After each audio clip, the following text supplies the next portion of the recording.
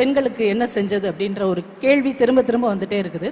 அவங்களுக்கு நாம சொல்ற ஒரே பதில் இதுதான்: பொம்பளை பிள்ளை வீட்டை விட்டு வெளியில வரக்கூடாது, பொம்பளை பிள்ளைங்க ரொம்ப படிக்கக்கூடாது, பொம்பளை பிள்ளைங்க மேடையில ஏறி ஆண்களுக்கு சமமா பேசக்கூடாது அப்படிங்கிற தடைகளை எல்லாம் உடைச்சு பொம்பளை பிள்ளைங்க அப்படிங்கிற இடத்துல மேடம்ங்கிற ஒரு வார்த்தையை சேர்த்ததுதான் இந்த திராவிடம் செய்த ஒரே சாதனை. எழுத்தாளர் எஸ்ரா ஒரு பதிவு எழுதியிருந்தார், அதை இங்க சொல்லணும்னு ஆசைப்படுறேன். அவர் கல்லூரி படிக்கும்போது அவருடைய நண்பர் வீட்டுக்கு போயிருக்கிறார்.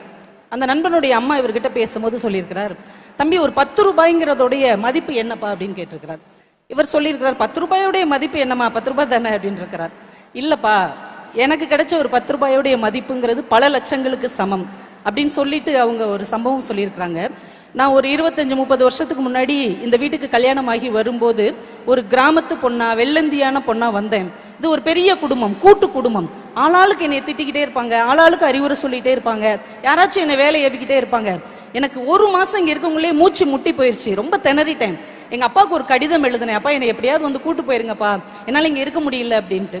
உடனே எங்க அப்பா வந்துட்டார். வந்துட்டு என்கிட்ட பேசிட்டு இருந்துட்டு, அம்மா இது உன்னுடைய வீடுதாம்மா, இங்க இருக்கிறவங்க எல்லாருமே உனக்கு சொந்தக்காரங்க தான், நீ இங்க உரிமையா இருக்கலாம், உன்னால முடிஞ்ச அளவு நீ சமாளிச்சு பாரு, உன்னால முடியலன்னா அப்படின்னு சொல்லிட்டு ஒரு 10 ரூபாயை தன் மகள் கையில கொடுத்துட்டு, இந்த 10 ரூபாய் நம்ம ஊருக்கு வர்றதுக்கான பஸ் சார்ஜ், நீ கிளம்பி வந்துரு, உனக்கு அப்பா இருக்கிறேன் அப்படின்னு சொல்லிட்டு போயிட்டாராம்.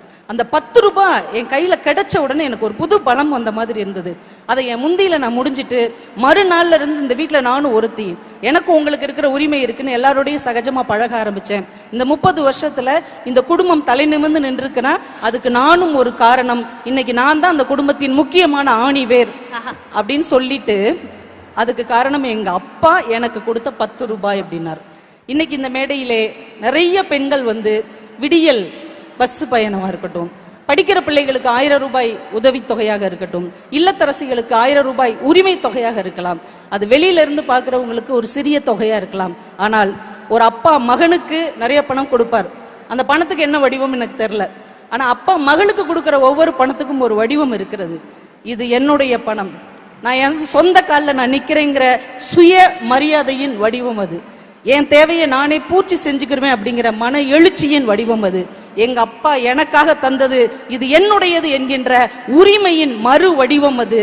இங்கே ஒரு தகப்பன் ஸ்தானத்தில் இருந்து தன்னுடைய தமிழ் பெண்களுக்கு மாதா மாதம் அப்பா இருக்கிறேன் என்கின்ற மன தைரியத்தை, மன எழுச்சியை, மன துணிச்சலை தந்து கொண்டிருக்கிற நம்முடைய மாண்புமிகு முதல்வர் அவர்களுக்கும் மாண்புமிகு துணை முதல்வர் அவர்களுக்கும் ஒட்டுமொத்த தமிழ்நாட்டு பெண்களின் சார்பாகவும் நன்றிகளையும் வணக்கங்களையும் தெரிவித்துக் கொள்கிறேன். நன்றி.